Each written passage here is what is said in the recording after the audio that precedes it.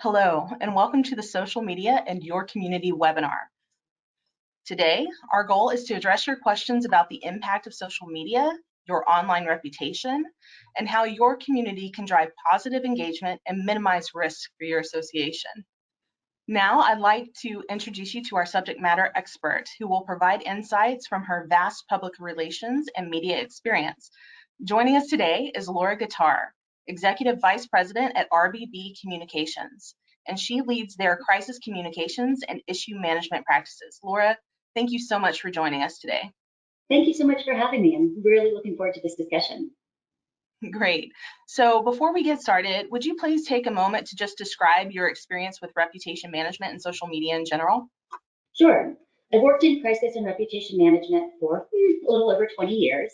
And during that time, we've seen a significant rise in the effect that social and digital media are having in that space. Everything lives forever online. And so digital records of things that individuals or companies may not want records of are available to anyone just through a functional and effective search.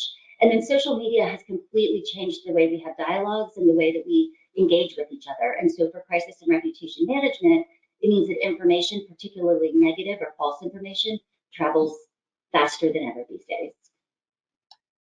So before we get into the specific questions that we receive from board members throughout Texas, let's briefly just discuss some of those basics like you mentioned.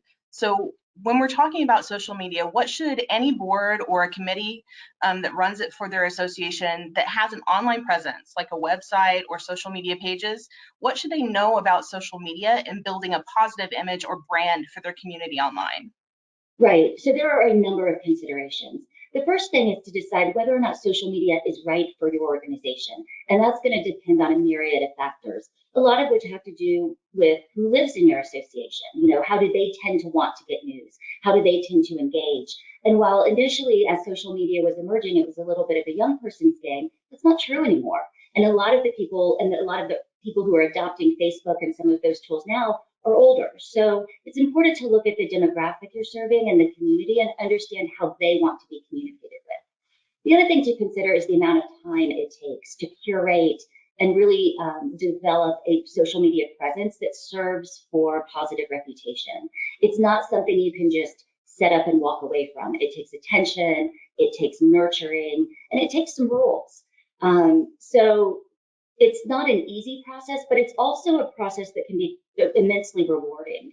One of the risks of not doing it is that you run the risk that if you're not present in that platform, someone else is there defining your reputation without your voice being part of that. And so it's a matter of yin and yang and balances to determine whether or not social media is right for your community.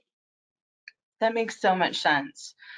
So thank you for that. Thanks for telling us about some of your experience and why today's discussion is so important for all of those reasons, knowing who's talking and who's the owner of that kind of one true source of truth.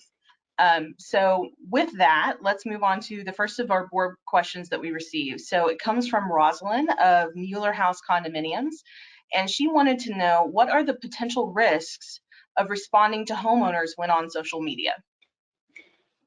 There are risks, and there are some legal risks that are involved, and so it's important to have counsel guiding you.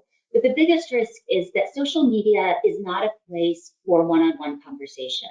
So what you want to do is you want to reinforce the positive and then mitigate against the negative. So for example, if a homeowner is engaging in a one-on-one conversation about something they're upset about or that they're frustrated with, the first thing you want to try and do is move that conversation offline. And ask them to contact you directly. Give them the contact information of the person who they need to speak with. And let everyone in the community see you've done that so they understand that you're not being unresponsive, but just that there's a better place for that type of conversation.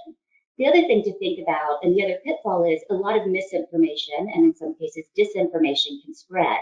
The good news about that is, rather than trying to move those conversations offline, you can respond to those with the information that is correct and have it corrected not only for the person who's engaging, but for everyone else who may be following and watching that dialogue.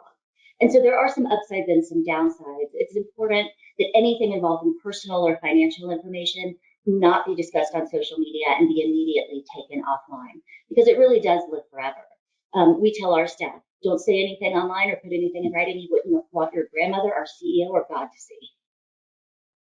That's such common sense and so true. Internet things truly do live forever. I think all of us have had that experience of an unfortunate picture from a party or from when we're young, even a school picture just suddenly popping up online, and we don't know how it got there, who posted it, but it's there, and people see it and react to it. And I can only imagine the kind of way that that would balloon if a situation occurred with a resident conversation that just got out of hand instead of moving it offline. So that's really great best practice.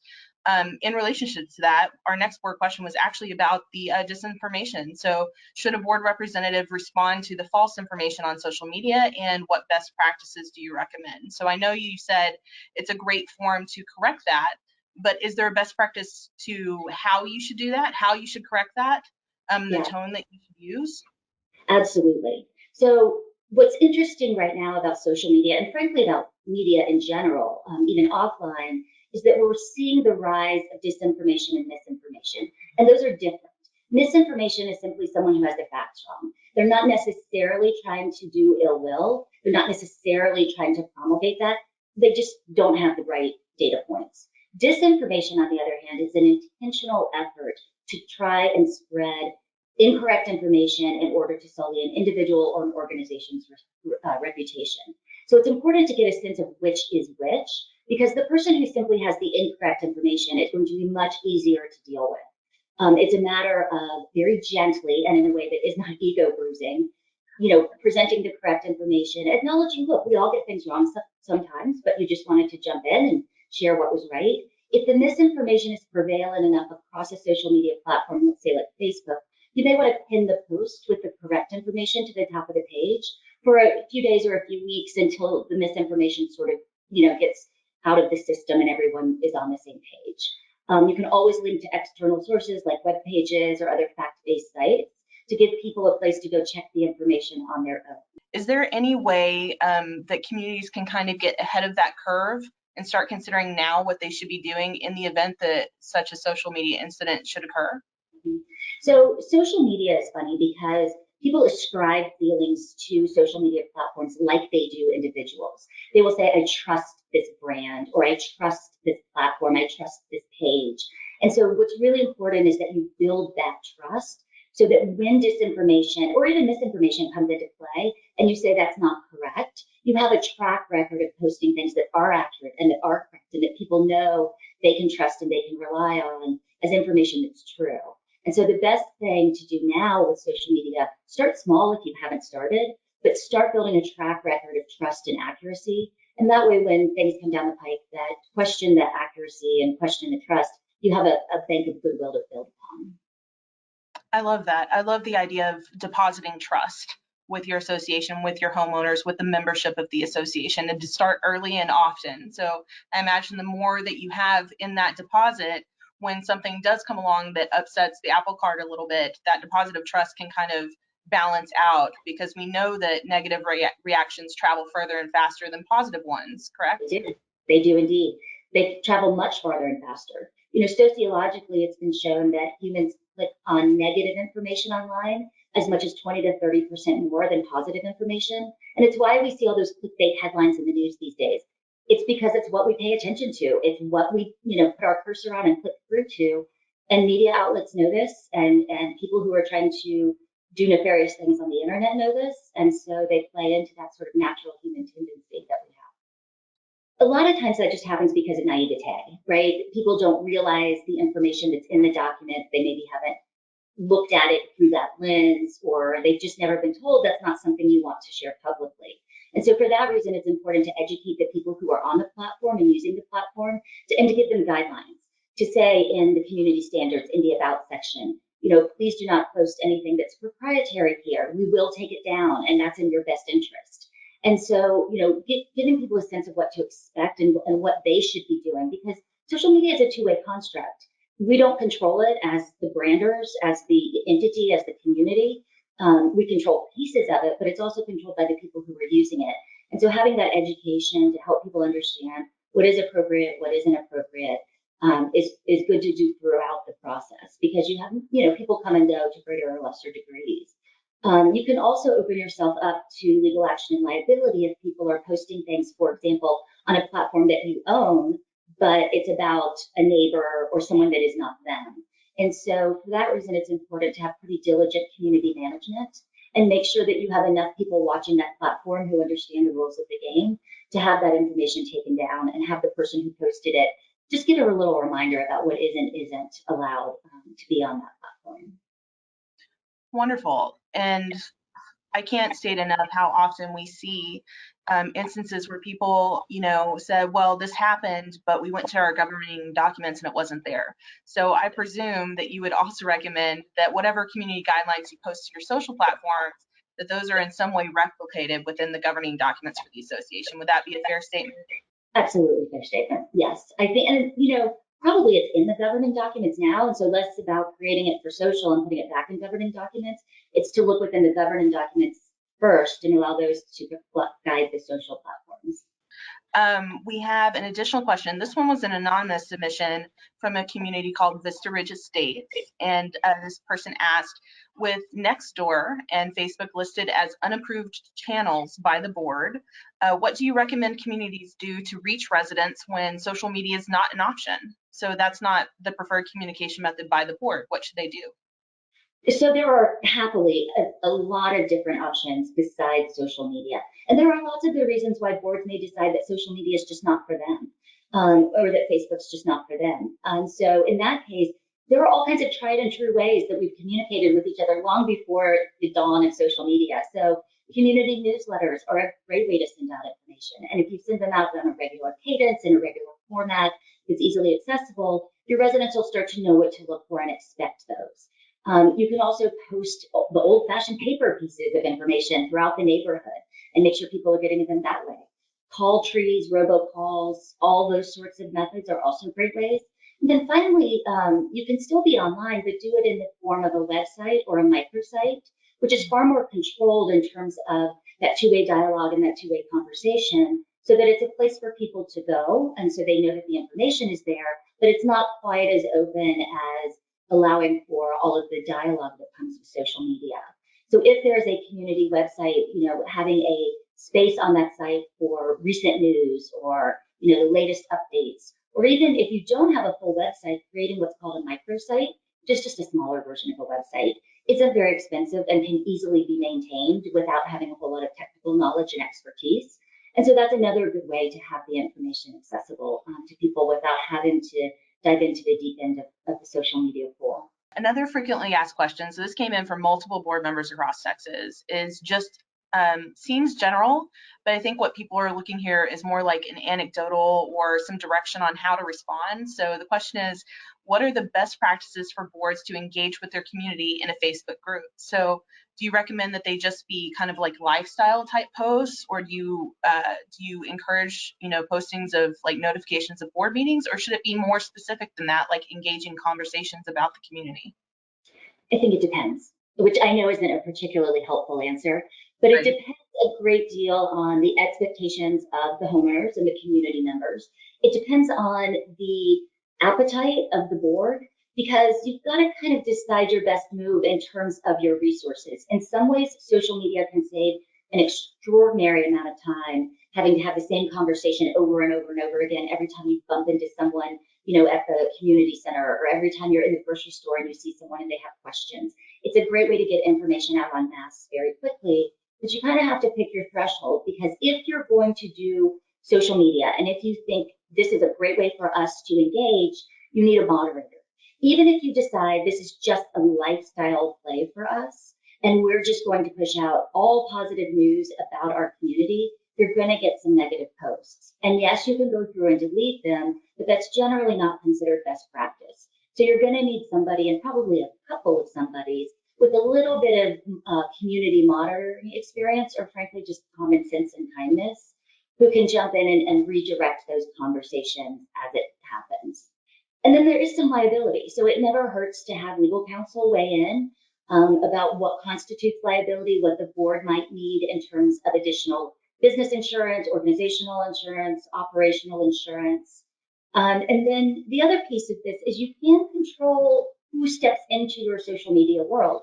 You can make pages private so people can request to join, but then you can check and make sure that whoever's asking is really a member of the community. You can create closed Facebook groups where it's just members of the community. Everyone knows who's who. You have a moderator, and information can be shared that way.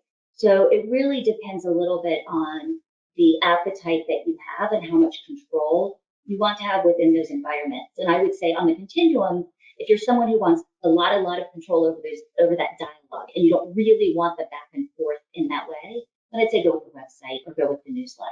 You'll still get the back and forth in the board meeting and other places, but you won't also have to worry about it within the social environment. When we're talking about a moderator, do you recommend transparency? Should it be the way that the name is presented? Should it just say moderator? Should it say who that is in the community, like a social committee chair? Should it always be reflective, like this is the response from the board as a whole, so they take on that kind of ownership as a group moderator? What would be your opinion on that? My opinion is that transparency is paramount because the moderator is the person who's able to see all sides of a discussion. So it needs to be someone who the community can trust to be unbiased and to fairly apply the community standards. And if it's not transparent, no one's ever going to trust that that individual is, or those individuals are really working from a position of not having their own personal bias injected into the discussion. The other piece of it is that if it's a known individual or even a known group of individuals who are willing to say, yes, this is us, then all of the characteristics that go with that person in real life are ascribed to that person as a moderator or those people as moderators. So if they're seen as fair, if they're seen as thoughtful, then that comes with them into the community and that can benefit the community dialogue.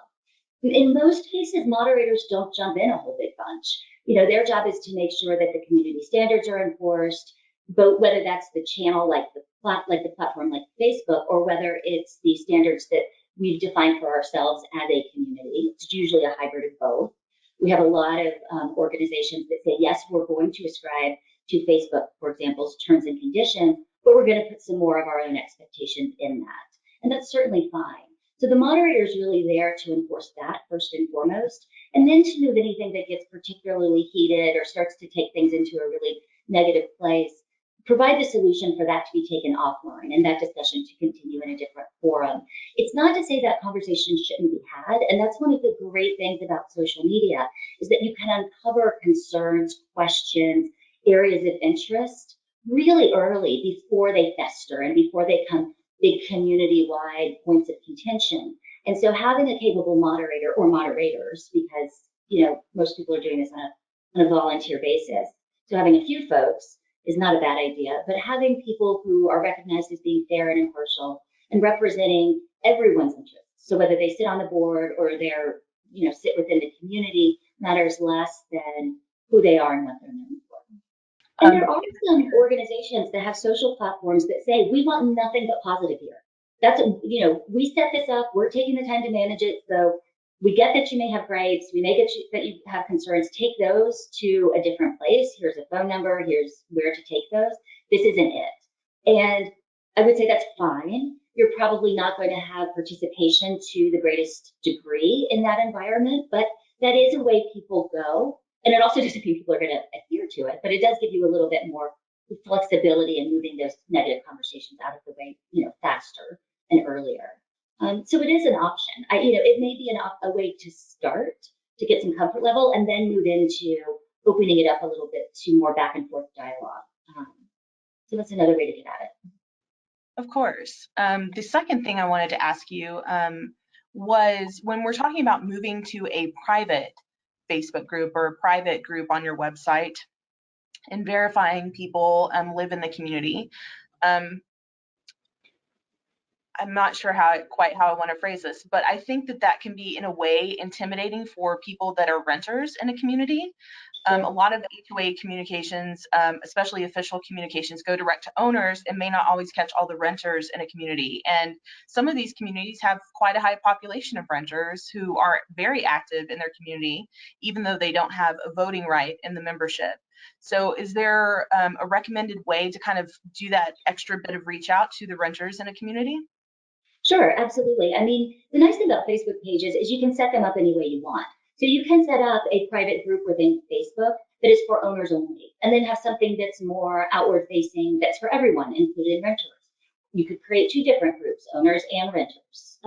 You can choose how you do that, but it is important to recognize that there's information that may be shared with owners. It's not appropriate to be shared with renters. So that if you set it up and it's an open community, it's just a matter of remembering that it's important to communicate the things that are pertinent only for owners in the traditional ways of perhaps mail or email or other types of communication. The challenge with the renter communities is not that they shouldn't exist, but people tend to be a little more transitory when they're renters. And so curating who is in and out of that community can be challenging. We've had crisis issues or reputation issues pop up, and we have people posting in closed communities that haven't lived in that community for a few years and are just feeling a little vindictive on that day and want to go back after a neighbor that, you know, made them mad, and they feel safe doing so now that they're not in the community. So I think that's the challenging part with a closed community and renters. You have to make sure that when people leave, that they are no longer part of the community. Great information. Our last question in the respect of time here comes from another anonymous submission who wants to know, can social media be a liability against the board? And I think we've answered that in part. And in other words, have you seen lawsuits arise due to social media interactions between boards and residents? So I know that most of your job is handling crisis issues and crisis communications. So I'm sure that you have some insight into this area for sure. So we have not seen widespread lawsuits. We have seen instances where unintentionally, and we talked about this earlier, there was unintentional sharing of information by a resident or a board member that contained personal information relative to others. I've never seen that done intentionally or maliciously, but it can happen because when we're working across all these platforms, it's easy to forget what information is in which document. And some information may be hidden in a document, right? So it may be on a third tab of a Excel spreadsheet that you're only looking at the first tab. So that does open up some risk for the board and for whoever owns that platform, even if they aren't the entity that's putting that out there. They are the entity that's created the system that's possible for it to be put out there. But it's not hard to overcome in the sense that there are insurances that cover for that. There are protections. A lot of the things that would constitute lawsuits, frankly, are very hard to prove for. Libel, slander, defamation. All those things have a pretty hard bar in the court of law. Not that you even want to have to go through the process of figuring that out. But it does make sense to have things like cyber liability policies and protections, particularly for large HOAs, that not only cover you personally, but cover any cost of legal action that may be brought. Because as we know, anybody can sue anybody for anything, and sometimes people tend to.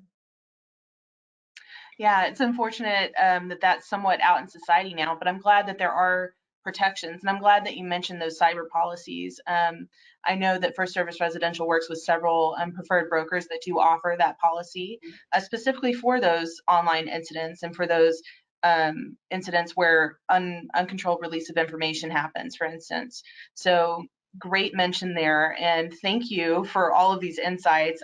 We've covered so much ground during the short time together, so thank you so much for sharing your time with us. So a special thank you, of course, to our guest speaker, Laura Guitar, for sharing her expertise with us. You've been amazing. Thank you so much.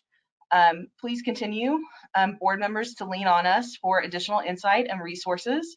We want to ensure that each of your communities feels empowered to manage your social media platform and your online presence. So with that, thank you. Have a wonderful evening, and we'll see you next time.